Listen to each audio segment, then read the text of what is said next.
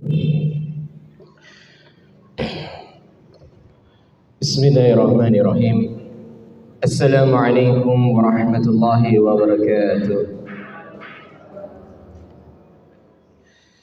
Innal hamdalillahi nahmaduhu wa nasta'inuhu wa nastaghfiruh wa na'udzu billahi min shururi anfusina wa min sayyiati a'malina. May yahdihillahu fala mudilla lahu wa may yudlil fala hadiya lahu. Asyhadu an la ilaha illallah wa asyhadu anna Muhammadan 'abduhu wa rasuluh la nabiyya wa la rasula ba'dah.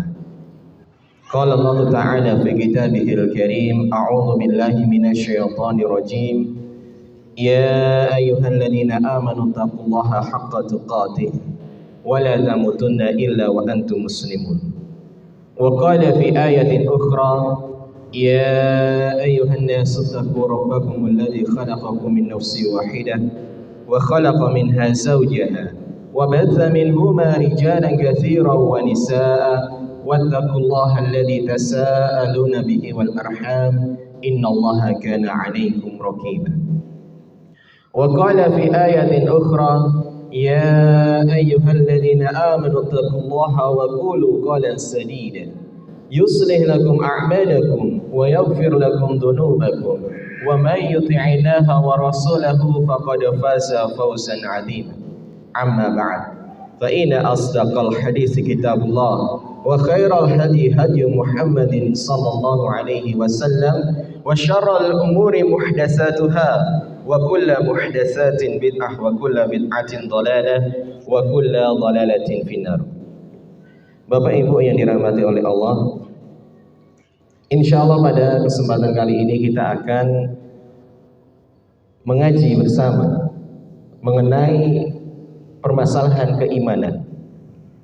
Karena betapa banyak orang sekarang ini mengaku dirinya beriman, dirinya Islam, tapi ternyata tidak paham apa dengan iman, apa dengan Islam.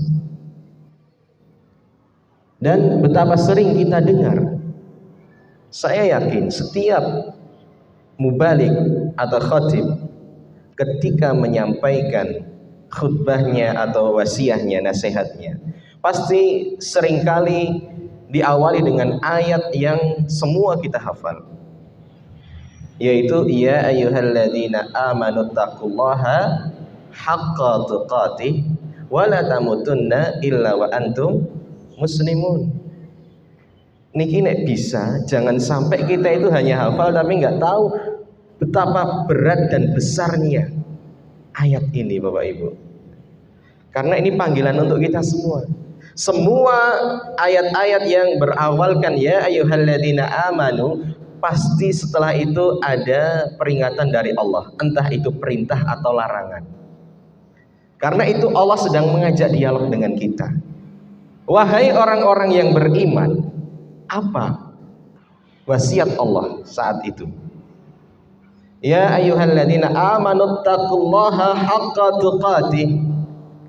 Bertakwalah Allah dengan sebenar-benar takwa. Jadi kita sudah disuruh bertakwa, kemudian ditambah, kalau dalam bahasa Arab itu namanya maf'ul mutlak yang fungsinya untuk mentakkid, untuk menguatkan. Takwa tapi yang sebenar-benar takwa. Bukan takwa yang kaleng-kaleng atau abal-abal, atau sekedar pengakuan saja. Wala tamutunna illa wa antum muslimun. Dan janganlah mati kecuali dalam kondisi Islam, beriman. Itu tandanya mempertahankan keimanan, mempertahankan keislaman, itu berlaku sampai kematian. Maka seorang sahabat itu bisa dikatakan sahabat ketika dia itu berjumpa dengan Rasulullah dan mati dalam kondisi beriman. Nah, sahabat Ali radhiyallahu anhu pernah ditanya, masalah takwa itu apa sih? Apa sebenarnya takwa itu? Takwa menurut sahabat Ali itu mengandung 4 unsur, Bapak Ibu yang dirahmati oleh Allah. Yang pertama adalah al-khaufu minal jalil. Takwa itu tidak sekedar pengakuan saya bertakwa, tapi yang pertama adalah yang menjadikan Anda itu takut kepada Allah. Al-khaufu minal jalil, takut kepada Allah yang pertama. Yang kedua adalah wal amalu bitanzil, beramal dengan apa yang diturunkan oleh Allah dan dijelaskan oleh Rasulullah. Berarti beramal sesuai dengan Al-Quran dan Sunnah. Kemudian yang ketiga wal qanaah bil qalil. Yang ketiga adalah menerima yang sedikit, Bapak Ibu. Kalau orang bisa menerima yang sedikit, niscaya yang besar dia akan jauh lebih bersyukur. Tapi orang yang biasa mendapat laba yang besar, walaupun dapat laba tapi sedikit lebih kecil, biasanya dia mengeluh, tidak akan bersyukur. Biasanya dapat 1 juta kok cuma 100.000. Itu enggak qanaah bil qalil. Kemudian yang keempat adalah wal isti'dad liyaumir rahil, mempersiapkan diri untuk perjalanan yang jauh. Jadi Bapak Ibu yang dirahmati oleh Allah, dari sini saja kita sudah tahu Bapak Ibu, iman dan takwa itu semuanya adalah pembuktian, tidak hanya sekedar pengakuan saja. Ilmu yang Anda terima, apa yang Anda catat, apa yang Anda pelajari, kalau tidak menumbuhkan rasa takut kepada Allah, itu bukan ilmu. Percuma ngaji tiap hari kalau rasa takutnya kepada Allah nggak bertambah. Tetap suka makan yang haram, suka berbuat sesuatu di kesendirian. Padahal tiap hari ngaji, baca Al-Quran, kalau tidak menumbuhkan ketakutan kepada Allah, itu hanya klaim semata keimanannya. Atau yang kedua, jenengan ngaji terus tapi beramalnya tidak seperti tuntunan Rasulullah, yaitu sama saja, masih suka mengadopsi pemikiran-pemikiran orang barat. Seandainya itu benar tidak masalah, tapi kalau menyelisih syariat maka tidak boleh. Kemarin Qatar niku dikecam sedunia Bapak Ibu.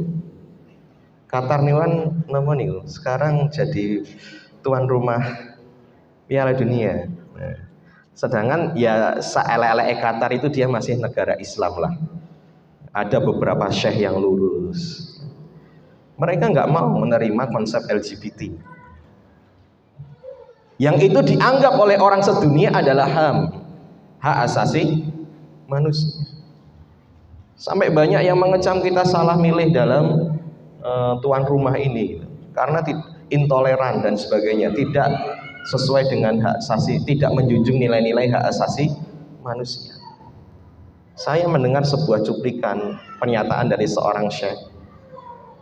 Dia mengatakan, demi Allah kami tidak akan mengubah agama kami hanya demi momen yang cuma nggak ada sebulan. Kenapa kita harus takut dengan dunia? Karena kita sudah punya prinsip Bapak Ibu.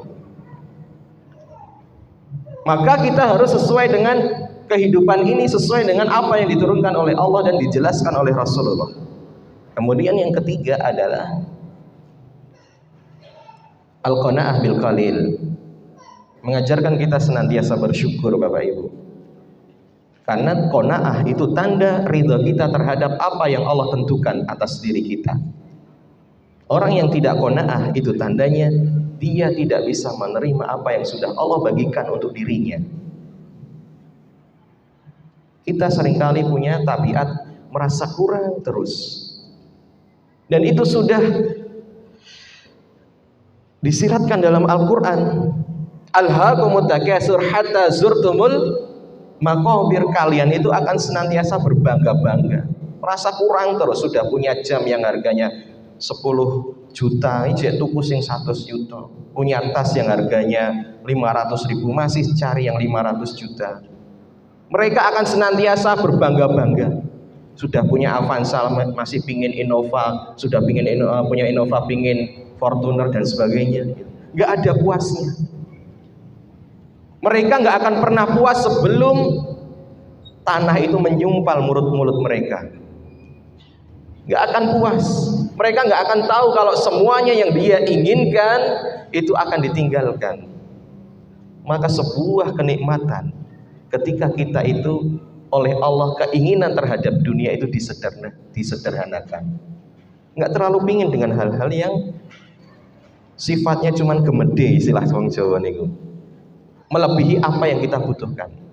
Tapi dengan hal itu justru Allah itu memberikan semua yang kita butuhkan. Makanya orang paling enak itu hidupnya pas-pasan, Bapak Ibu. Pas butuh, pas ono, yes, enak nih. Anda cuma pingin naik mobil, Bu, Pak, gitu. Pingin naik mobil tok, gitu ya. Sebenarnya ya, Grab yo juga bisa, gitu. Pinjem yo bisa, gitu. Nggak harus beli, Bapak Ibu. Sing beli itu pada mumet mikir pajak, mikir apanya itu, perawatan, bensin muda, ya. Ditambah nopo saniki pajak-pajak dan apa istilahnya ya, semakin tinggi juga sekarang. Semakin cc-nya tinggi, semakin tinggi pajaknya. Nah, belum servisnya. Nek motor nih kan cek tus-tusan, nek mobil kan wis jutaan itu nggih servis niku. Maka kita itu harus menyederhanakan apa yang kita inginkan. Kenapa? Karena bisa jadi Allah itu menahan apa yang kita inginkan biar kita itu nggak hancur dengan keinginan kita sendiri. Kita itu sering hancur oleh hawa nafsu kita sendiri. Pingine uripe penak, pinjem duit di bank, bangun rumah megah. Jadi rumahnya sebulan wis bosen, utangnya siap menagih tiap bulan, pusing malahan. Nah maka dari itu Bapak Ibu, al-qanaah bil qalil itu penting sekali, karena itu juga merupakan buah dari ketakwaan. Kemudian yang terakhir adalah al-isti'dad li yaumir rahil. Kita harus punya persiapan untuk hari yang panjang, perjalanan yang panjang. Kita ini belum memasuki fase yang jauh Bapak Ibu. Kita di dunia itu nggak seberapa lama. Kita sudah melewati fase alam ruh, kemudian di janin, kemudian sekarang lagi di dunia.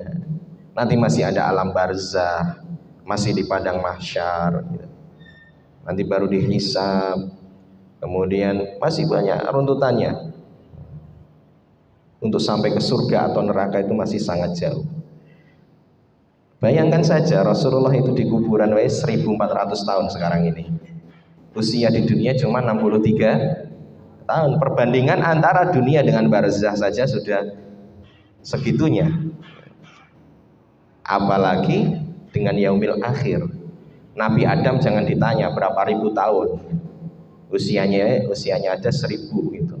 Usia Nabi Adam tok aja 1000. Di alam barzah sudah berapa ribu tahun beliau. Maka jangan sampai kehidupan yang sebentar ini menggelincirkan kita. Nah maka saya pingin, tadi masih mukadimah Bapak Ibu. Jadi saya pingin kita ini berpikir sejenak gitu loh. Kita itu sering ngaku iman, agamanya apa Islam itu. Ngerti nggak sih apa itu Islam, apa itu iman? Ada seorang imam, namanya Imam Abu Dawud. Oh, mungkin semua sudah dengar Imam Abu Dawud. Dia salah satu pengarang kitab Sunan. Sunan itu kumpulan hadis-hadis yang berkaitan dengan hukum. Ya. Imam Abu Dawud diceritakan oleh Ibnu Hajar Al-Asqalani di dalam kitab Fathul Bari bahwa Ibnu Abdi Bar itu menceritakan, Imam Abu Dawud sendiri yang bercerita bahwa suatu ketika dia itu sedang naik perahu Bapak Ibu. Jadi Imam Abu Dawud sedang naik perahu menuju suatu tempat. Ketika dia sudah naik ke perahu tadi, kemudian dilepas sauh alias sudah naik pesawat niku take off nggih jenenge nggih. Nek kapal nopo nggih, take off ngoten semangkat. Kemudian dia mendengar suara haji, suara orang bersin. Ternyata orang yang bersin itu ada di pelabuhan, di tepi pantai. Apa yang terjadi? Dia pinjem uang ke temannya. Saya pinjem dong uang 1 dirham. Terus dikasih buat apa? Wis pokoknya gitu. Dikasih, dibawa uang 1 dirham itu, dikasih ke nahkodanya. Tolong saya diantarkan ke pelabuhan sebentar saja. Buat apa? Wis pokok men gitu. Akhirnya beneran kabarnya, karena belum jauh ya diputar aja. 1 dirham kan ya lumayan gitu. Nek sekarang ya 3 gram perak, nggak tahu 1 perak berapa sekarang. Nah itu kemudian diputar. Ketika sampai di tepi pantai, ternyata Imam Abu Daud menemui orang yang hajim tadi. Karena masih terdengar hajimnya, dan beliau orang tadi mengatakan alhamdulillah. Kemudian Imam Abu Dawud setelah nyamperin itu mengatakan yarhamu Allah. Kemudian orang tadi mengatakan yahdikumullah wa yuslih balakum. Sudah, setelah itu beliau balik lagi kapal dan ya wis dianggap berlalu, nggak dipikir lagi. Hingga akhirnya ketemu temannya tanya, kamu ngapain? Pinjam 1 dirham ke saya, kemudian jauh-jauh nyamperin orang yang bersih. Imam Abu Daud cuma jawab, ya semoga waib doanya mustajab. Karena tadi kan dia didoakan, alhamdulillah yarhamukallah yahdikumullah wa yuslih balakum. Kemudian setelah itu apa yang terjadi? Ketika semua penghuni kapal itu tidur, mereka mimpi dengan satu mimpi yang sama. Apa mimpinya Bapak Ibu? Dikatakan bahwa dalam mimpi itu ada orang yang mengatakan, ya ahlas safinah, wahai orang-orang yang sedang menaiki kapal, para penumpang kapal, inna Aba Daud, sesungguhnya Abu Daud ishtaral jannah bidirham, telah membeli surga dengan 1 dirham. Itu semua mimpinya sama Bu, Pak sak kapal nih. Ketika tidur ngimpi orang mengatakan, ya ahlas safinah, wahai orang-orang yang menumpang kapal, inna Aba Daud qad ishtara al jannah bidirham, sesungguhnya Abu Dawud telah membeli surga dengan 1 dirham. Apakah terus surga itu murah banget Bapak Ibu? Allah bukan menghargai 1 dirhamnya Bapak Ibu. Allah itu melihat bagaimana semangat Abu Dawud itu mengamalkan hadis tashmidul adis, mendoakan orang yang bersih. Bahkan itu masuk ke dalam hakul muslim alal muslim, hak seorang muslim atas muslim yang lainnya. Pembuktian inilah yang dilihat oleh Allah. Dia tidak sekedar ahlul hadis, dia tidak sekedar ahlul ilmi, dia tidak sekedar mencatat hadis, mengajarkan hadis, tapi dia bersemangat mengamalkan hadis tersebut walaupun mungkin itu dipandang remeh oleh manusia. Maka kita itu kadang remeh ke amalan-amalan kecil, yang padahal itu adalah cara Allah melihat kita. Kamu itu imanmu bener gak sih?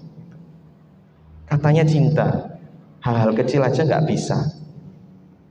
Kita kan sering kayak gitu Bapak Ibu. Jenengan aja kalau tresno sama pasangannya, itu kan berusaha untuk membuktikan dengan hal-hal walaupun kecil gitu loh. Kopi dibikinkan, mau mandi ya digodok ke banyu gitu, terus disiapkan pakaian. Nah itu kan hal-hal kecil yang sebenarnya itu yang membuktikan bahwa kita itu cinta. Nah nggak cinta nggak akan melakukan hal kayak gitu. Nah nek laki-laki kan mungkin nggak pernah mengatakan cinta, tapi mereka gimana caranya memastikan anak istri saya bisa makan setiap hari, bisa sekolah, tanggung jawab. Nggak cuman mengatakan I love you gitu, gitu. Makan tuh cinta, nah istilah orang Betawi gitu. Nggak bisa, harus ada pembuktian. Seperti Imam Abu Dawud tadi. Nah kita ini sudah belajar banyak. Orang sekarang itu beda dengan orang dulu. Orang sekarang tuh banyak ilmunya, kosong amalnya. Orang dulu ilmunya mungkin nggak seberapa Bapak Ibu, tapi semuanya diamalkan. Makanya berkah. Ada seorang sahabat itu mengatakan, di antara kami kalau sudah hafal Al-Baqarah dia sudah ulama. Kalau sudah hafal Al-Baqarah dia ulama. Al-Baqarah itu pinten juz Bapak Ibu? 2,5 toh.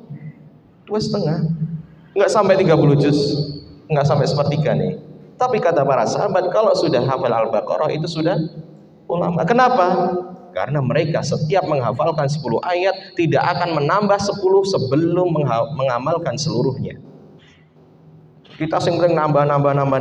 Amalan kapan? Wis lali gitu.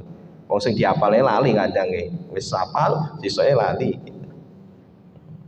Makanya beda kualitasnya.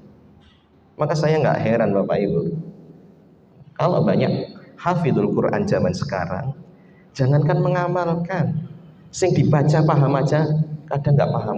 Paham apa enggak itu kadang nggak paham. Maka memang harus diimbangi Bapak Ibu. Karena berat nanti kalau sudah hafal tapi nggak bisa mengamalkan, itu jauh lebih berat hukumannya. Nah, kita tingkatkan kualitas anak kita, nggak cuma hafal tapi juga paham. Dan yang dikatakan ahlul Quran itu bukan yang hafal. Nggak ada ceritanya Al-Quran itu dihafalkan dalam artian diwajibkan untuk dihafalkan, tidak. Al-Quran itu sejak dulu wajibnya diamalkan. Untuk apa menambah hafalan kalau dia tidak bisa menambah amalan? Itu seperti ciri-ciri orang akhir zaman. Bacaannya banyak tapi cuma sampai kerongkongan, karena tidak sampai menjalar ke seluruh tubuh. Maka antum Bapak Ibu yang dirahmati oleh Allah harus tahu hakikat iman itu apa. Para ulama Ahlus Sunnah wal Jamaah, iman itu adalah at-tasdiq bil qalb. Sing pertama niku dari hati. At-tasdiqu bil qalb. Pembenaran dengan hati. Hati yang tulus, jujur, meyakini bahwa Allah itu satu, Rasulullah itu utusannya, kemudian dan lain-lainnya banyak sekali. At-tasdiqu bil qalb yang pertama, tidak ada kedustaan di dalam keyakinan. Yang kedua adalah wal qaulu bil lisan. Kalau sudah di hati harus tercerminkan dari lisannya juga, omongannya harus bagus. Lisan. Kemudian yang ketiga adalah kalau sudah tertuang dalam lisannya, wal amalu bil jawari, juga harus diamalkan oleh seluruh anggota badan. Kelakuannya harus menunjukkan orang beriman. Orang ngaku Islam tapi omongan dan kelakuan gak sesuai dengan syariat Islam, itu sama saja bohong. Karena tiga komponen ini nggak bisa lepas Bapak Ibu. At-tasdiqu bil qalb wal qaulu bil lisan wal amalu bil jawari. Orang Murji'ah ini ya, nanti kalau tiga ini nggak seimbang, nanti bisa tertarik menjadi Murji'ah atau tertarik menjadi Khawarij. Ahlus Sunnah di tengah-tengah. Apa sih Murji'ah itu? Murji'ah itu orang yang mengatakan bahwa iman cuma di hati. Nek pokoknya dia Islam ya wis. Semua amalannya itu sedosa apapun dia tidak akan bisa keluar dari Islam, nggak boleh dikafirkan. Karena dia meyakini Allah itu satu, Islam itu agamanya dan Muhammad Rasulnya. Wis itu tok, berhenti di hati tok. Tidak mempertimbangkan unsur lisan dan amalan. Itu Murji'ah. Nggak boleh kayak gitu. Dia kan orang Islam. Padahal dia sudah melecehkan Rasulullah. Dia sudah menghina syariat Islam. Dia sudah mengatakan tidak percaya dengan sistem Islam. Ada yang terlalu berlebihan, Khawarij, kelompok takfiri yang suka mengkafirkan. Karena apa? Menganggap bahwa dosa besar itu mengeluarkan dari keimanan. Ya, karena iman itu harus dibuktikan dengan anggota badan. Maka ketika dia melakukan dosa besar, dia sudah keluar dari keislaman. Minimal kata Mu'tazilah itu tidak beriman ya tidak kafir. Terus piye kuwi? Ya baina manzilatain istilah mereka. Iman enggak, kafir juga enggak. Ini baina manzilatain. Itu orang-orang Khawarij atau Mu'tazili. Jadi kalau ada orang zina, wah kafir. Ada orang misal durhaka, kafir. Ada orang membunuh, kafir. Sidik-sidik kafir. Nah, ini orang Khawarij. Ahlus sunnah itu di tengah-tengah, Bapak Ibu. Apa itu? Ya kita itu melihat hatinya masih ada keimanannya enggak, kemudian amalannya itu berupa kesyirikan atau tidak. Kalau cuma dosa besar itu belum mengeluarkan dari ranah keimanan, tidak boleh dikafirkan. Bahkan mohon maaf, mengkafirkan itu juga ada dua bentuknya, ada yang secara umum, ada yang secara khusus. Kalau secara umum itu hanya mengatakan ya kalau melakukan ini bisa terancam kekufuran, yang melakukan bisa kafir, yang melakukan kemusyrikan bisa kafir. Tapi kalau secara khusus yaitu mentakyin si A ini kafir, ini bukan tugas semua manusia. Enggak semua orang bisa mengatakan kayak gitu, Bapak Ibu. Karena setiap mengeluarkan seseorang dari keimanan itu ada konsekuensinya. Nah, maka kita harus di tengah-tengah. Nah, kembali ke permasalahan iman itu butuh pembuktian. Sebenarnya kajian ini saya dasarkan dari sebuah hadis, Bapak Ibu, yang bunyinya adalah intasdukillah yasduka. Intasdukillah yasduka. Ini kaidah, Bapak Ibu. Kalau kamu jujur sama Allah, kalau kamu tulus sama Allah, niscaya Allah akan membenarkanmu, niscaya Allah akan memberikan apa yang kamu inginkan. Kenapa bisa seperti ini? Ini nanti bisa jenengan terapkan ke seluruh kehidupan jenengan. Orang hidup itu mesti punya target. Orang yang nggak punya target, itu ya berarti dia nggak punya tujuan hidup. Nek Anda belum dikasih sama Allah, nanti bisa dievaluasi selama ini proses perjalanan menuju target itu seperti apa. Karena intasdukillah yasduka. Kalau kamu jujur kepada Allah, niscaya Allah akan membenarkanmu. Hadis ini berkaitan dengan seorang Badui. Anna rajulan minal a'rabi jaa ila Nabi sallallahu alaihi wasallam. Ada seorang laki-laki dari Arab Badui. Nek Arab Badui niku istilah kita itu orang desa, Bapak Ibu. Arab Badui itu orang desa. Beda dengan Badui yang ada di Jawa Barat Sunda nggih. Itu kan orang-orang yang tidak mengenal teknologi dan memisahkan diri dari dunia modern. Nek Arab Badui di sini memang dia itu orang-orang pelosok yang tinggalnya di gurun-gurun terpencil ngoten niku. Wonge ya ora neko-neko, paling ya gaweane cuman ngingu napa niku, wedhus, mengembala atau bercocok tanam. Ya itu aja. Tidak pernah dugem, tidak pernah healing kemana gitu. Malah orang-orang itu datang ke pelosok-pelosok gitu kan. Nek wong desa iki meh healing teng pundi to Bapak Ibu? Healinge ya malah ning kutha. Nek wong kutha kan teko ning desa-desa, wali aneh. Nah, maka ada seorang Arab Badui. Badui itu terkenal dengan kerendahan akademiknya. Maksudnya dia orangnya itu biasanya kasar-kasar, tidak berpendidikan, nggak bisa baca tulis, neng polos-polos. Orangnya polos-polos. Nah, suatu ketika datang kepada Rasulullah, kemudian fa'amana bihi wattaba'ahu wa qala uhajiru ma'ak. Dia ternyata masuk Islam, tertarik dengan Islam, kemudian mengikuti ajaran Rasulullah dan mengatakan kepada Rasulullah, ya Rasulullah uhajiru ma'aka. Ya Rasulullah, saya ingin berhijrah denganmu, bersamamu. Dia tinggalkan seluruh keluarganya yang ada di desa, hartanya yang ada di desa. Kemudian dia cuma punya satu tujuan. Dia ingin hijrah kepada Rasulullah dan mengikuti kehidupan Rasulullah. Tapi Rasulullah saat itu belum berhijrah, Bapak Ibu. Sehingga Rasulullah mewasiatkan kepada para sahabatnya, wahai sahabat-sahabatku, tolong ini orang Badui diurusi. Sehingga orang Badui ini berhijrah bersama para sahabat menuju Madinah. Hingga suatu ketika terjadi peperangan. Ini Rasulullah sudah kondisi kalau sudah perang masa ghazwah, otomatis Rasulullah sudah di Madinah. Ini kemudian cerita sudah berpindah ke fase di mana berdirinya negara Islam di Madinah. Terjadilah peperangan. Kemudian orang Badui ini ternyata bergabung dengan Rasulullah dalam peperangan. Sehingga ketika peperangan itu dimenangkan oleh umat Islam, Rasulullah mendapatkan ghanimah yang sangat banyak.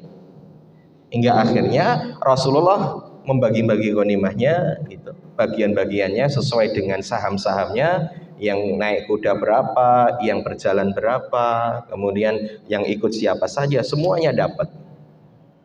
Nah, termasuk Rasulullah sudah menyisihkan bagian untuk orang Badui tadi.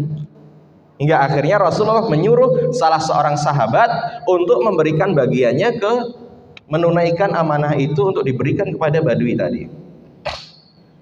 Akhirnya para sahabat mencari Badui tadi dan didapati ternyata dia ada di pinggiran kota. Dia sedang menggembala unta para sahabat, Bapak Ibu. Kerjaannya cuman ngopeni unta-unta. Ya, diresiki, digembala gitu. Kemudian sahabat datang kepadanya, dikasih, silahkan, ini untuk Anda. Kemudian dia bertanya, mahada, iki opo? Ini apa? Banyak sekali, harta banyak sekali. Kemudian para sahabat mengatakan, qasmun qasama Rasulullah sallallahu alaihi wasallam alak. Ini adalah bagian yang Rasulullah bagikan untuk kamu, jatahmu dari ghanimah, karena kemarin kamu perang dan menang. Orang Badui itu kaget. Kemudian diambil, dia langsung pergi menuju Rasulullah, menuju ke pusat kota di Madinah. Didatangi Rasulullah, kemudian namanya orang Badui, dia itu nggak punya tata keramanya kurang, Bapak Ibu. Dia setelah menemui Rasulullah langsung mengatakan, ya Muhammad mahada, wahai Muhammad iki apa gitu. Nggak ada satu orang sahabat pun yang memanggil Rasulullah itu dengan panggilan Muhammad. Nggak ada. Dan itu memang haram, Bapak Ibu. Kita nggak boleh memanggil Nabi itu dengan namanya langsung, nggak boleh. Ya harus dengan Rasulullah atau dengan Sayyidina juga nggak apa-apa gitu. Maka dia langsung to the point ke Rasulullah, ya Muhammad mahada, wahai Muhammad iki apa? Ini apa? Maka Rasul cuma menjawab, qasmun qasamtulak. Itu adalah bagianmu yang sudah aku bagi untuk kamu. Ini perlu dicatat, Bapak Ibu. Perkataan Badui, perkataan yang jujur, yang tulus dari seorang hamba yang mungkin kita remehkan, yang dia itu mungkin ya di mata manusia itu kayak orang-orang yang remeh-temeh gitu. Dia mengatakan, ma'ala hadza ittaba'tuk. Saya ini mengikuti kamu, mengikuti ajaranmu bukan demi ini, bukan demi kantung uang ini. Walakini ittaba'tuka ala an urma hahuna. Tapi saya ikut kamu itu tujuannya biar saya urma itu apa istilahnya? Tertembak nih sekarang itu. Atau terkena busur panah. Saya pingin tertusuk di sini. Menunjukkan di lehernya. Saya itu pingin ada senjata musuh menusuk leher saya.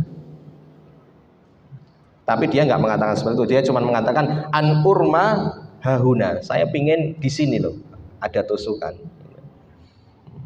Kemudian fa'amuta wa adkhulal jannah. Dan saya kemudian mati dan masuk ke dalam surga. Itu perkataannya cuma itu aja dia itu. Kemudian pergi. Saya ini mengikuti ajaranmu wahai Muhammad, mengikuti kamu wahai Muhammad, cuman pingin ketusuk busur panah di sini, kemudian saya mati dan masuk surga. Wis itu aja keinginan saya, simple. Saya rasa kita semua punya keinginan yang sama, Bapak Ibu. Walaupun mungkin kita men-skip ketusuknya di sini gitu ya, kok medeni men gitu. Kita kan pinginnya mati masuk surga gitu toh. Ini orang ini mengatakan saya pingin ketusuk di sini dengan saham itu busur. Kemudian saya mati dan masuk surga. Nek gembar-gembornya kita kan cuma iskariman aumud syahidan. Saya pingin mati syahid atau hidup mulia. Ini mesti direalisasikan belum? Itu pertanyaannya. Kita lihat orang Badui yang mungkin dia secara kehidupan jauh di bawah kita, Bapak Ibu. Karena istilah penggembala itu ya mungkin sekarang itu gaweannya kayak tukang cuci mobil aja. Unta kan saat ini ibaratnya mobil, ngurusi mobil ya paling ngumbai mobil, bengkel dan sebagainya, itu aja kerjaannya dia itu. Dia mencukupkan diri dengan seperti itu untuk dunianya. Kemudian dia pergi pulang, ditinggal ghanimahnya Bapak Ibu. Kemudian setelah itu Rasulullah mengatakan ini kaidahnya, intasdukillaha yasduka. Oke, kalau kamu memang itu keinginanmu dan kamu mengatakannya dengan jujur, mesti Allah akan membuktikannya. Nek jenengan punya keinginan dan itu memang jujur dari hati Anda, niscaya Allah yang akan mengabulkannya atau membuktikannya. Anda pantas atau tidak, gitu loh. Pantas nggak sih Anda itu menerima apa yang Anda inginkan? Nah, maka kemudian fala bisu qalilan, berlalulah waktu, waktu berlalu, kemudian terjadi panggilan peperangan. Wah, perang untuk kedua kalinya atau kesekian kalinya, perang. Fa'ata bihi an-nabi sallallahu alaihi wasallam yuhmalu qad asabahu sahmun haitsu asyar. Kemudian ketika sudah selesai perang Bapak Ibu, Rasulullah niki menang juga. Rasulullah niku didatangkan oleh para sahabat. Kan habis perang niku para sahabat punya kebiasaan mencari korban-korban dari kaum muslimin siapa untuk dimakamkan dengan layak. Adapun orang kafir nanti biasanya dijadikan satu kuburannya. Nah, ini Rasulullah didatangkan seorang jenazah. Kemudian jenazah itu ternyata di lehernya tertusuk panah Bapak Ibu. Kemudian Rasulullah mengatakan ahuwahu, apakah dia itu dia? Maksudnya apakah orang ini itu dulu yang Badui nemuin saya? Maka para sahabat mengatakan na'am, iya benar wahai Rasulullah. Maka saat itu juga Rasulullah mengatakan sadaqallaha fa saddaqahu. Dia telah jujur kepada Allah, dia telah tulus kepada Allah, maka Allah membenarkannya. Kita ini sudah tulus belum sih dalam berislam ini Bapak Ibu? Kita ini ngaji itu sebenarnya cuma pingin kumpul-kumpul, atau desakan wali, atau desakan sekolah itu, atau memang karena keinginan kita gitu, untuk membuktikan bahwa saya ini penuntut ilmu ya Allah gitu. Ataukah karena hanya sebagai selingan-selingan saja gitu ya. Itu terserah jenengan gitu ya. Karena seburuk-buruknya jenengan alasan datang ke sini itu lebih baik daripada apapun alasan yang ketika Anda nggak datang gitu. Orang yang datang ke majelis ilmu, apapun alasannya itu jauh lebih baik Bapak Ibu, daripada orang yang nggak datang dengan segala kesibukannya.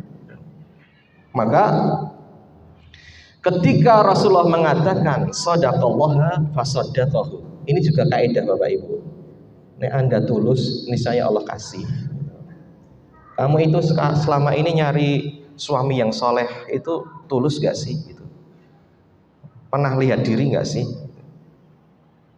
Kalau Anda pingin kayak Fatimah, biasanya kan yang dibanding-bandingkan itu, yang jadi prototipe itu Fatimah dan Ali gitu. Anda pingin istri kayak Fatimah, tapi sudah memantaskan diri biar jadi kayak Ali belum? Anda pingin suami kayak Ali, sudah memantaskan diri seperti Fatimah belum? Terkadang keinginan itu nggak sesuai dengan pembuktian. Banyak cuman omong kosong saja kita ini. Itu emang kelebihan manusia, gitu. Entah kelebihan atau kekurangan. Ya. Kita itu sukanya gembar-gembor, tapi nggak sesuai dengan tingkah laku kelakuannya, ucapannya. Maka jadilah kayak orang Badui tadi Bapak Ibu. Nggak banyak omong dia itu, tapi dibuktikan dan Allah membenarkan. Badui itu nggak kakean tingkah itu dalam kehidupannya. Dia cuma mengatakan, ya saya Islam itu cuma pingin mati syahid aja. Ya udah, dibuktikan sama dia. Setiap peperangan nggak pernah absen. Dan dia nggak perlu dikenal sama orang, nggak perlu perang itu harus jadi panglima, harus jadi apa. Jadi prajurit nggak masalah. Yang penting kan intinya melebu swarga. Nggak ada tendensi yang lain. Dan itu dibenarkan oleh Allah. Pengakuan yang paling tinggi itu pengakuan dari Allah, Bapak Ibu. Kita itu nggak perlu bekerja hanya demi diakui orang lain. Nggak penting kayak gitu. Kalau jenengan itu kerja kemudian merasa letih karena nggak diapresiasi, karena nggak dianggap, nggak ada yang melihat, itu tandanya masih bekerja bukan karena Allah. Manusia itu tempatnya lupa. Kalau lupa terima kasih itu wajar. Ning Allah itu nggak pernah menyia-nyiakan amal soleh seorang hamba. Kemudian masih belum selesai Bu ceritanya Bapak Ibu. Kemudian Rasulullah fakafanahu, langsung dikafani oleh Rasulullah dengan jubah beliau. Kemudian beliau meletakkannya di depan dan menyolatkannya. Aneh, orang mati syahid itu kan nggak butuh diurus-urus Bu, nggak perlu di dimandikan, di apa-apa kan nggak, cuma yang penting dibuntel, dibungkus gitu. Karena kafannya ya bajunya dia. Yang penting ditutup. Sampai Mus'ab bin Umar itu Masya Allah, dia itu orang paling kaya, termasuk orang yang paling pangeran di Mekah dulu itu. Bajunya paling bagus, termasuk tampangnya itu paling bagus. Semua wanita itu melirik kepadanya, menjadi idola. Ketika meninggal itu Rasulullah nangis. Kenapa? Ketika jubahnya itu ditarik ke atas buat nutup kepala, kakinya kelihatan. Ketika ditarik ke bawah untuk menutup kaki, kepalanya kelihatan. Nggak cukup Bapak Ibu. Padahal dia itu di dunia Masya Allah. Kalau seandainya mau hidup aman dan tenang, kemudian ambil zona nyaman, itu ya sudah, apa yang dia inginkan pasti didapatkan. Tapi semua itu tidak dia ambil karena lebih memilih keimanan dan menanggung segala konsekuensinya. Nah, ketika Arab Badui tadi disalatkan oleh Rasulullah, Rasulullah mengatakan, ini tidak hanya Allah yang bersaksi Bapak Ibu, ternyata Rasulullah juga bersaksi. Apa yang dikatakan oleh Rasulullah? Allahumma inna hadza 'abduk. Ya Allah, sesungguhnya ini adalah hambamu ya Allah. Ini hambamu. Yang meninggal di hadapan saya ini hambamu ya Allah. Kharaja muhajiran fi sabilik. Dia keluar berhijrah, meninggalkan keluarganya, hartanya di jalanmu ya Allah. Ditanggalkan semuanya di jalanmu ya Allah. Kita itu kadang meninggalkan pekerjaan untuk belajar aja susah. Untuk sholat ya saya susah. Untuk apa sajalah yang demi Allah itu terkadang kita berat sekali. Ya memang berat. Karena sesuatu yang di jalan kebaikan itu mesti berat. Tapi orang ini Rasulullah bersaksi muhajiran fi sabilik. Yang ditinggal itu nggak cuman rekan bisnis, nggak cuman kekayaan keluarga, semuanya Bapak Ibu. Hanya demi menempuh jalanmu ya Allah. Fakutila syahidan, kemudian ternyata dia mati syahid, mati berperang di jalanmu ya Allah. Wa ana syahidun alaihi, dan saya Rasulullah sallallahu alaihi wasallam bersaksi atas semua itu. Betapa hebatnya hamba ini. Tidak hanya Allah yang bersaksi Bapak Ibu, Rasulullah juga menjadi saksinya. Kita gimana gitu. Jangankan Rasulullah dan Allah bersaksi, kita sudah tulus belum sih dalam beragama ini? Kita ini kalau sholat, kalau baca Quran, kalau ngajari anak, itu sudah dari hati atau belum? Atau hanya sebuah beban? Ngajari anak itu kan juga amanah dari Allah. Tapi terkadang kita terbebani. Ya ini buat koreksi saya juga Bapak Ibu. Terkadang sudah capek di rumah, gitu nih. Anak minta di murojaah. Tapi terkadang kan kita beralasan dengan saya sudah capek seharian, Itu tugas gurunya. Bukan Bapak Ibu. Guru itu bukan siapa-siapa untuk anak kita. Besok yang ditanya bukan gurunya, tapi kita. Jangan merasa Anda membayar terus semuanya dibebankan ke guru. Guru itu hanya membantu saja Bapak Ibu. Yang ditanya ya kita. Sudah belum ngajari anak kita ngaji? Kan seandainya anak kita itu dapat pahala besar, itu yang paling mengharapkan kan kita. Giliran pahalanya kita mau, tapi giliran susahnya kita nggak mau. Kita sering seperti itu. Nah maka buktikan, keimanan itu harusnya merubah kepribadian. Keimanan itu harus merubah kepribadian. Kenapa? Ini sebagai penutup Bapak Ibu. Saya nggak tahu cukup apa enggak ya. Masih ada sebenarnya ada satu kisah yang ingin saya sampaikan mengenai Ikrimah bin Abi Jahal. Ngertos Abu Jahal? Nggak ada orang di dunia nggak tahu Abu Jahal. Bapaknya kebodohan. Bukan bodoh Bapak Ibu. Dulu itu Abu Jahal panggilannya Abul Hakam. Orang paling bijaksana, orang paling pintar saat Mekah. Tidak ada satu urusan pun kecuali pasti bisa diselesaikan oleh dia. Semua orang Mekah petinggi-petinggi itu newes mentok, itu mesti larinya ke Abu Hakam. Karena dia dipanggil orang yang paling bijaksana, pimpinan Quraisy. Kenapa dikatakan sama Allah Abu Jahal? Karena dia tidak mau mengakui Allah sebagai Tuhannya, Rasulullah sebagai Muhammad sebagai Rasulnya. Karena dia tidak mau beriman.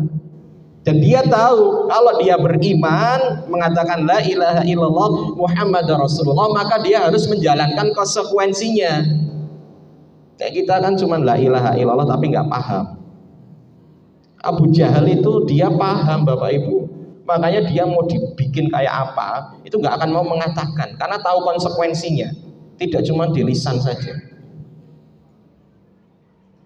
Nah maka ketika jauh dari Islam, dia langsung dipanggil Abu Jahal. Maka percuma jenengan punya mobil banyak, rumah hebat banyak itu, nek nggak mendekatkan diri kepada Islam itu nggak ada bedanya sama Abu Jahal. Bisa jadi kita itu Abu Jahal yang modern tanpa kita sadari, yang hanya meletakkan Islam, iman itu di mulutnya saja, tidak tahu konsekuensinya. Nah, Abu Jahal itu punya anak namanya Ikrimah. Ikrimah Bapak Ibu sampai Fathul Mekah itu tidak mau beriman kepada Rasulullah, bahkan mengangkat pedang di hadapan Rasulullah. Dia termasuk salah seorang dari orang yang divonis mati sama Rasulullah ketika Fathul Mekah. Tapi istrinya, Masya Allah, ini berkahnya istri solehah Bapak Ibu. Istri solehah itu luar biasa. Istrinya namanya Ummu Hani, itu datang ke Rasulullah. Ya Rasulullah, saya ini sudah Islam dan saya ingin mengharapkan kebaikan pada suami saya. Tolong berikan jaminan untuk dia. Saya sebagai jaminannya, saya menjamin dia. Setiap muslim itu bisa menjamin keselamatan bagi orang lain, punya hak. Maka istrinya mengatakan, saya ingin memberikan jaminan kepada suami saya wahai Rasulullah. Maka Rasulullah mengatakan, ya tidak apa-apa, silahkan bawa dia ke sini. Istrinya itu nyari-nyari sampai kemana-mana, hingga akhirnya ditemukan di pelabuhan. Kemudian dijelaskan, Ikrimah cuman waktu itu belum ada hidayah di hatinya. Dia cuman memikirkan keselamatan dirinya, tenanan orang itu. Ya tenanan itu. Akhirnya dibawa sama istrinya menghadap Rasulullah. Kemudian dia secara singkat mawon gitu, dia mau masuk Islam, karena kalau nggak masuk Islam dia akan dibunuh. Akhirnya dia masuk Islam. Bahkan Islamnya semakin baik Bapak Ibu, hingga akhirnya dia mengatakan, ya Rasulullah demi Allah, semua harta yang saya infakkan dulu di jalan memusuhi Allah, memusuhi jenengan gitu ya, semua harta yang saya keluarkan untuk memusuhi Islam, maka akan saya ganti untuk mendukung Islam sekarang. Makanya jenengan itu nek antara duit gue seneng-seneng karo gue infak ini harus seimbang Bapak Ibu. Kita itu kadang makan habis 150 200 itu gampang. Neng infak wes 20.000 wis koyo wis akeh banget gitu. Golek sing 2.000 nih ono gitu. Toilet ya 2.000 gitu ya. Masa mau beli surga dengan kayak beli toilet gitu. Kita kan kadang gitu. Nah, maka itu dibuktikan oleh Ikrimah. Dulu saya memusuhi Islam, sekarang saya akan membuktikan membela Islam mati-matian. Hingga terjadilah peperangan yang namanya Perang Yarmuk. Perang Yarmuk itu lawan Romawi. Pasukan Romawi saat itu tuh negara superpower. Nek saat ini kados Amerika apa Cina. Jangan ditanya berapa pasukannya, bagaimana keahliannya, bagaimana persenjataannya, nggak perlu ditanya. Itu termasuk negara superpower.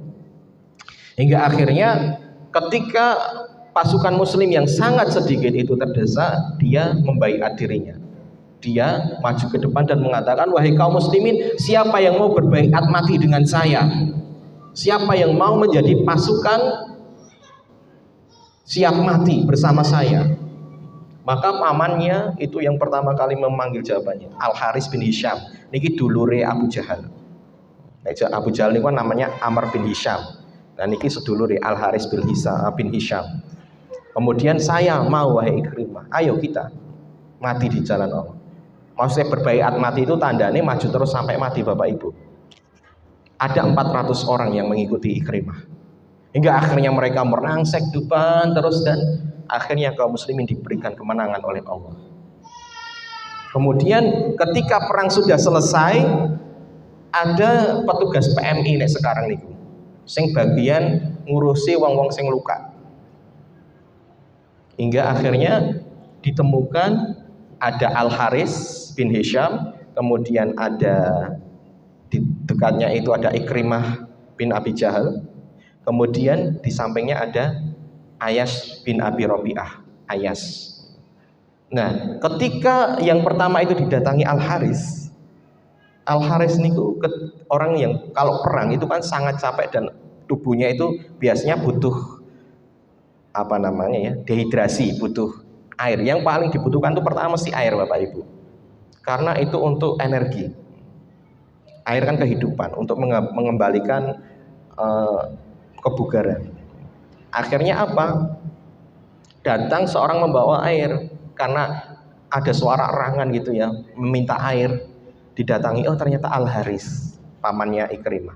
Dikasihkan, mau dikasihkan. Ketika air mau sampai ke mulutnya, ternyata Al-Haris dengar ponakannya itu juga mengerang minta air. Kemudian dia mengatakan, tolong airnya dikasihkan ke ini dulu, Ikrimah dulu. Orang itu pergi ke Ikrimah. Ternyata ketika Ikrimah mau sampai air ke mulutnya, dia mendengar suara erangan dari sebelah sana, yaitu Ayas bin Abi Robi'ah. Ternyata keimanannya itu menghantarkan dia untuk mengatakan, tolong saudara saya dulu yang dikasih. Yang di ujung sana, yaitu Ayas. Hingga akhirnya didatangi si Ayas. Ketika sampai di sana, ternyata Ayas sudah nggak ada. Wah, sudah meninggal, sudah syahid. Ternyata dia lebih duluan minum air surga. Kemudian balik ke Ikrimah, ternyata Ikrimah juga sudah meninggal. Dan balik ke Al-Haris juga sudah meninggal. Ternyata 3 orang ini sama Allah ditakdirkan untuk tidak meminum air dunia, tapi disuguh sama Allah air di akhirat, di jannah. Kita sudah sampai seperti itu belum tahu Bapak Ibu? Jauh. Tapi kadang kemaki hidupnya kayak sudah merasa paling soleh solehah gitu ya. Kadang kita itu sudah merasa lebih hebat dari orang lain karena kita membandingkan diri kita dengan orang-orang awam terkadang itu. Nah, maka jangan sampai kita ini belajar justru merasa lebih hebat, lebih baik karena mungkin tampilan kita lebih syar'i atau mungkin anak kita lebih islami. Kita ini masih jauh Bapak Ibu. Jangan pernah jenengan itu membandingkan dengan orang yang awam. Kalau masalah akhirat, jenengan bandingkan sama orang-orang soleh, kita nggak ada apa-apanya. Nek cuman sama nek masalah dunia, baru jenengan bandingkan sama orang-orang di bawah Anda. Makanya ada seorang ulama mengatakan itu, saya ini kumpul sama orang ahli dunia itu kayaknya saya itu pingin banyak hal, dan kayaknya apa yang saya miliki itu sangat sedikit sekali gitu, dibanding teman-teman saya gitu, yang sudah sukses-sukses. Tapi ketika kumpul dengan orang-orang soleh, ternyata saya sadari saya ini sudah terlalu banyak mengambil dunia. Kita ini sudah berlebihan dalam memprioritaskan dunia. Semuanya diukur dengan dunia. Nggih, mungkin ini saja dari saya, semoga bermanfaat Bapak Ibu. Saya juga masih banyak kekurangannya. Saya itu sebenarnya juga menasihati diri saya sendiri, karena apa? Saya nggih wali santri teng mriki Bapak Ibu. Anak saya juga masih sekolah di sini, dan saya juga menghadapi apa yang jenengan hadapi. Tapi ya itu, kita itu harus sabar, harus bareng-bareng gitu ya, saling menasehati, saling menguatkan. Tujuannya biar apa? Ya biar kita bisa semuanya bareng-bareng masuk surga itu loh. Surga itu terlalu luas kalau kita masuki sendirian. Makanya kita harus saling bergandengan tangan. Syukran jazakumullah khairan katsiran. Aku lupa lihat astagfirullah li wa lakum. Semoga bermanfaat. Seandainya ada yang salah maka itu dari kesalahan saya, dan seandainya ada yang benar maka itu semata-mata petunjuk dari Allah. Kita tutup dengan hamdalah dan doa kafaratul majlis. Alhamdulillahirabbil alamin. Subhanakallahumma bihamdika asyhadu an la ilaha illa anta astaghfiruka wa atubu ilaik. Saya kembalikan ke pembawa acara.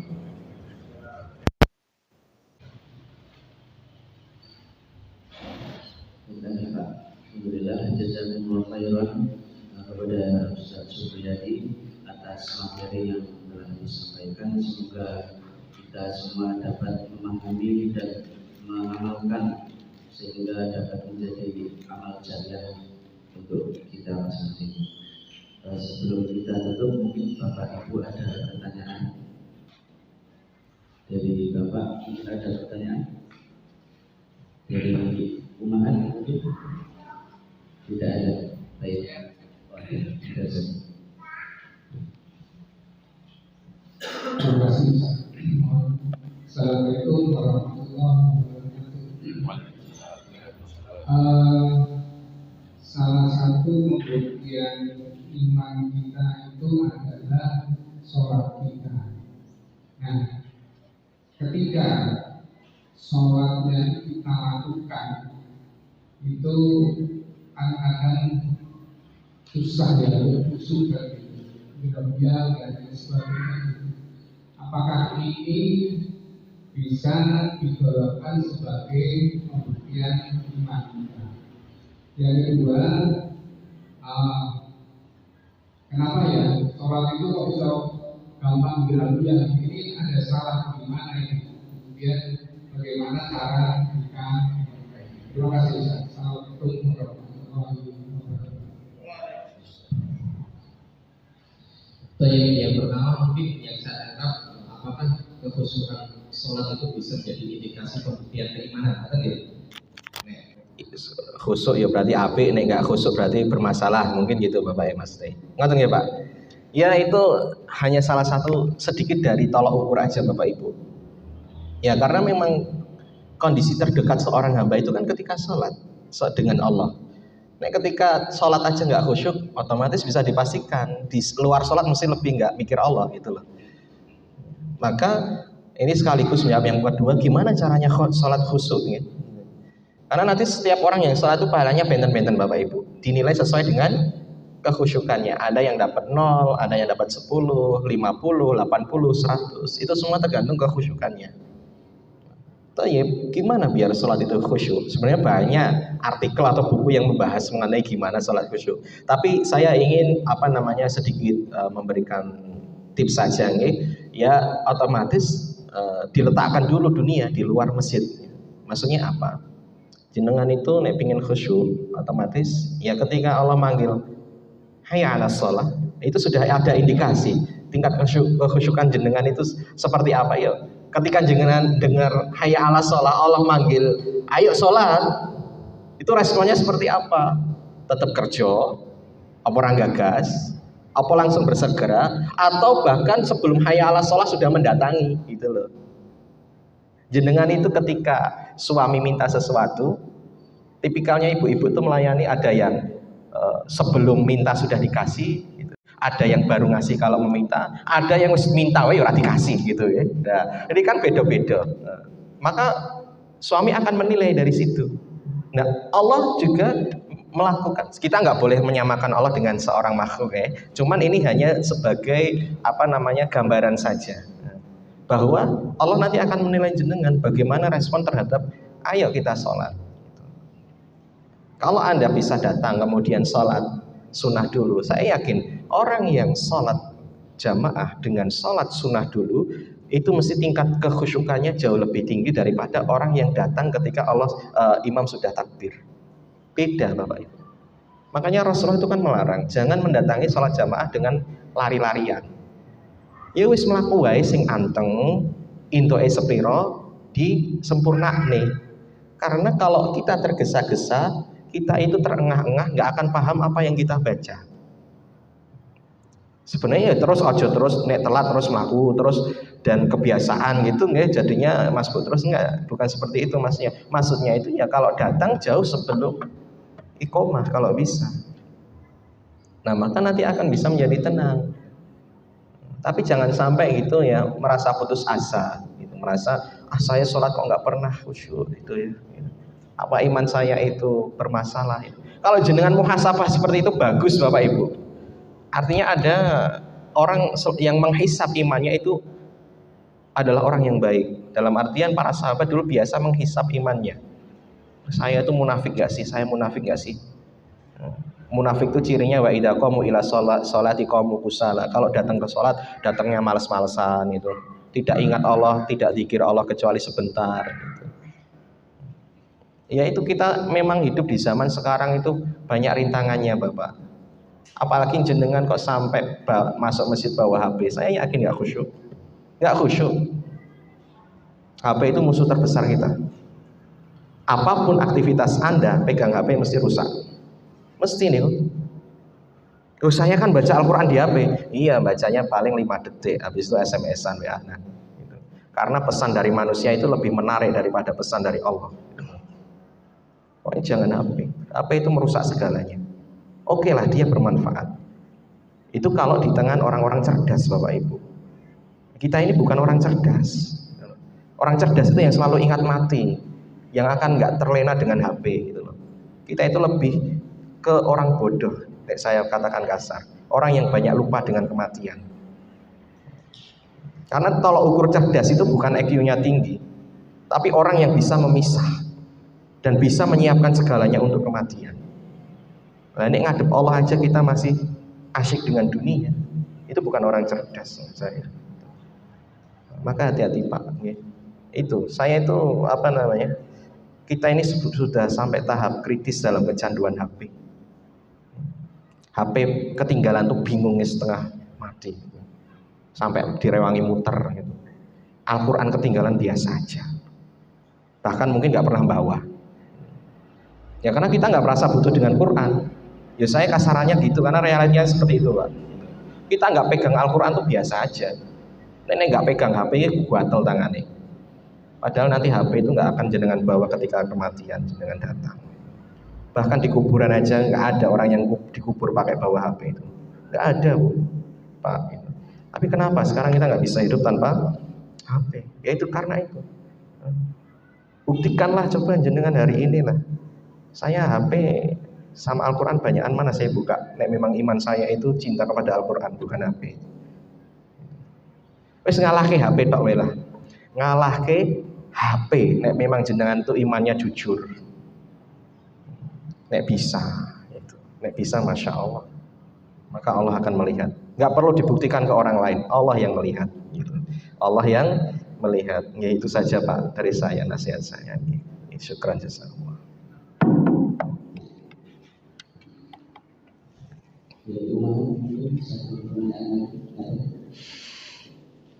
Sudah ya. Ngajar Ustaz.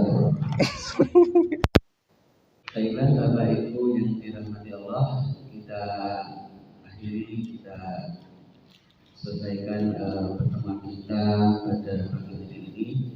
Semoga materi atas pertanyaan yang disampaikan dapat kita pahami bersama. Kita tutup, kita akhiri dengan bacaan alhamdulillah dan doa kepada majelis. Alhamdulillah.